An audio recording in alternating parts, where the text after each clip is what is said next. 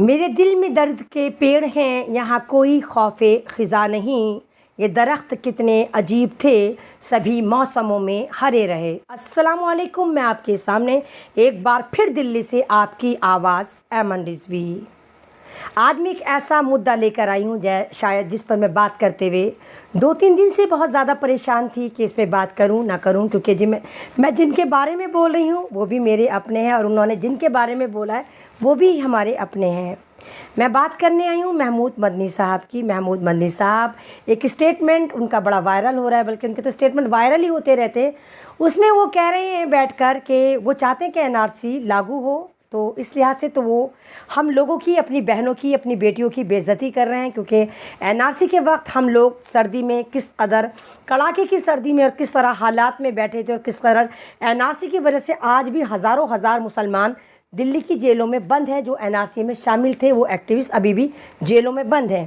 کتنی یوپی میں بھی گولیاں ماری گئیں جب وہ بجنور میں پروٹیسٹ چل رہا تھا یا کانپور میں پروٹیسٹ چل رہا تھا، سیدھے وہاں پہ گولیاں ماری گئیں۔ لکھنؤ میں پروٹیسٹ چل رہا تھا، مطلب اس پروٹیسٹ کی وجہ سے بہت سارا ظلم بھی ہماری قوم نے اٹھایا، اور یہ ایک ایسا پروٹیسٹ تھا جو بھارت کی مسلمان بیٹیوں نے ہمت کر کے اپنے سر پر اٹھایا تھا، اور NRC لے کر وہ سڑکوں پر بیٹھی تھی۔ لیکن محمود مدنی صاحب نے ایک ہی جھٹکے میں کہہ دیا کہ نہیں، وہ جو میری بہنیں بیٹھی تھی وہ غلط تھیں اور NRC لاگو ہونی چاہیے۔ ہم اس کو بھی خون کا گھونٹ پی کر رہ گئے۔ کوئی بات نہیں، آپ ہمارے بزرگ ہیں، آپ بڑے ہیں، آپ دین کے دائی ہیں، ہو سکتا ہے غلطیاں سب سے ہوتی ہیں، فرشتے تو نہیں ہیں کہ آپ غلطیاں نہ کریں۔ لیکن دوسرا ایک بڑی غلطی انہوں نے کری کہ وہ اسد الدین اویسی صاحب کے خلاف کھل کر بولنے لگے۔ ابھی آپ دیکھیے کہ گستاخ رسول والا معاملہ نکل کر آیا 1.5 مہینے پہلے۔ ایک حرام گیری نام کے نقلی فرضی بابا نے مہاراشٹر میں آپ صلی اللہ علیہ وسلم کی شان میں گستاخی کری۔ قاعدے میں تو یہ ہونا چاہیے تھا کہ سب سے پہلا جو مذمتی پیغام ہے وہ مدنی گروپ کی طرف سے آنا چاہیے تھا، لیکن نیل بٹا سناٹا، وہاں سے کچھ بھی نہیں آیا۔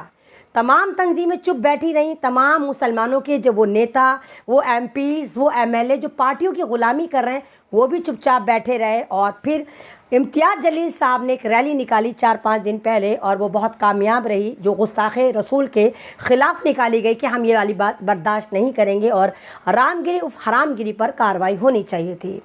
ایک دم سے محمود مدنی سامنے نکل کر آتے ہیں، انہوں نے کہا کہ نہیں، یہ محمد کا معاملہ نہیں ہے، یہ پولیٹیکل ایجنڈے کا معاملہ ہے۔ محمود مدنی صاحب ماشاءاللہ قابل معتبر ہے، ہزاروں لاکھوں آپ کے چاہنے والے ہوں گے، اور آپ کو شاید اس رتبے کی قدر نہیں ہو رہی، کیونکہ آپ نے اس رتبے کے لیے کوئی خاص محنت تو کری نہیں۔ یہ جمعیت جو ہے وہ 100 سال پرانی ہے، اور یہ آپ کو تھالی میں پروس کے آپ کے آباء و اجداد دے کر چلے گئے ہیں۔ بہت ریپوٹیٹڈ پد تھا، اور آپ کی جمعیت کا نام علماء ہند ہے۔ جمعیت علماء ہند یعنی علماؤں کی جماعت۔ علماء کیا کام کرتے ہیں؟ اپنی کمیونٹی کے لیے اچھے کام کرتے ہیں، ان کو غلط بات کے لیے روکتے ہیں، سرکار سے ان پہ ہو رہے ظلم کے خلاف سرکار پہ جا کے میمورنڈم دیتے ہیں۔ لیکن ہمیں تو جمعیت سے کبھی بھی اس طرح کا کوئی بھی میمورنڈم نہیں ملا جو انہوں نے سرکار کو دیا ہوگا۔ آپ کو بتانا چاہوں گی میرے ناظرین، اگر آپ جانتے ہیں، سننے والے جانتے ہیں، بھاگلپور دنگا ہوا تھا بہار میں جب کانگریس کی سرکار تھی، ہزاروں ہزار مسلمانوں کو مار دیا گیا تھا، اور اوپر سے گوبھی اگا دی گئی تھی تاکہ پتہ نہ چلے کہ وہ نرسنہار کانگریس کے دوارا وہاں پر کرا گیا تھا، اور سیدھا فوج نے اور وہاں کے ہندوؤں نے بھاگلپور میں کئی ہزار مسلمانوں کو شہید کر دیا تھا، مار دیا تھا، قتل عام کر دیا تھا۔ ٹھیک اسی وقت اتر پردیش کے ہاشم پورہ جو میرٹھ میں، وہاں بھی ہزاروں ہزار مسلمانوں کو سیدھا فوج نے مارا تھا، یوپی کی ملٹری نے مارا تھا، CRPF ہوتی تھی اس نے مارا تھا۔ سینٹر میں بھی کانگریس تھی، اور اتر پردیش میں بھی نارائن دت تیواری CM تھے۔ اس چیز کو بھی ایک طرح سے کمپائل کر دیا گیا، اس کو دبا دیا گیا۔ تیسرا بڑا دنگا مراد آباد میں ہوا، وہاں بھی پورا پلاننگ تھا۔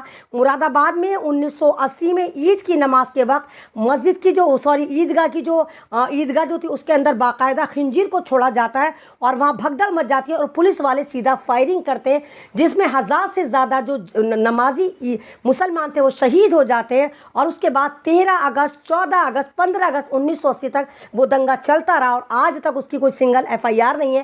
ہزاروں ہزار مسلمان وہاں مار دیا گیا जब कांग्रेस की सरकार थी। और इन्होंने, ये जो जमीयत वाले हैं, इनको कांग्रेस ने हमेशा संकट मोर्चा के लिए इस्तेमाल करा कि जब भी कांग्रेस संकट में आती थी, इन लोगों को बुलाती थी, इन लोगों के वफ्द को दुनिया में भेजती थी, इनका डेलीगेट सऊदी अरब में जाता था और ये कहते थे नहीं नहीं वो तो छोटा मोटा मामला था, हमने डिसॉल्व कर दिया, हम तो मुसलमानों के उलमा हैं, उलमाए दीन हैं। सेम यही हाशिमपुरा कांड में हुआ, सेम यही भागलपुर कांड में हुआ, सेम यही मुरादाबाद के कांड में हुआ, जहाँ मुसलमान मर रहे थे, शहीद हो रहे थे और सीधे सरकार के निशाने पर थे। वहाँ पर इनको सरकार ने अपना बंदा बनाकर भेजा और इनको खूब इनाम इकराम से नवाजा, इनको राज्यसभा परोसी गई। हमें उस बात पे भी एतराज़ नहीं है, चलिए नहीं बोले आप तो बहुत बड़ी जमात थे, आप तो लाखों करोड़ के चंदे लेकर आते हैं, मुसलमानों के नाम पे तो लेकर आते हैं।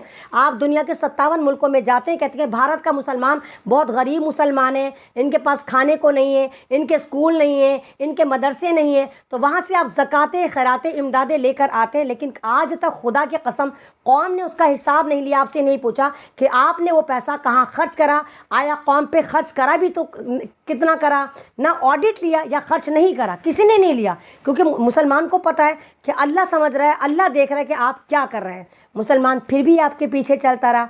और आप ये बताइए कि इन 100 सालों में जमीयत ने कितने स्कूल मुसलमानों के लिए बनाए, कितने कॉलेजेस बनाए, कितनी स्कॉलरशिप दी, कितने लड़कियों के लिए पॉलिटेक्निक बनाए, कितने मुसलमानों के लिए न्यूज़पेपर इनके पर्सनल चलते हैं जहाँ सिर्फ मुसलमानों की बातें होती हैं, मुसलमानों पे हो रहे जुल्म की बातें होती हैं, कितने इन्होंने न्यूज़ चैनल बनाए, स्ट्रीम चैनल बनाए जहाँ सिर्फ मुसलमानों पे हो रहे जुल्म को दिखाया जाता है। नील बटा सन्नाटा।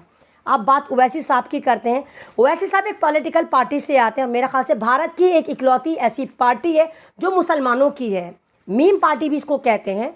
और अभी तक का ये रिकॉर्ड है कि जब भी किसी भी मुसलमान की मॉब लिंचिंग होती है, शान गुस्ताख रसूल होता है, कोई भी मुसलमान के ऊपर जुल्म होता है, तो ओवैसी साहब और इनकी पार्टी हमेशा इस पर स्टैंड लेती है और बयान देती है और पार्लियामेंट में पूरी ईमानदारी के साथ असदुद्दीन ओवैसी साहब जो हैं उस मुद्दे को जाकर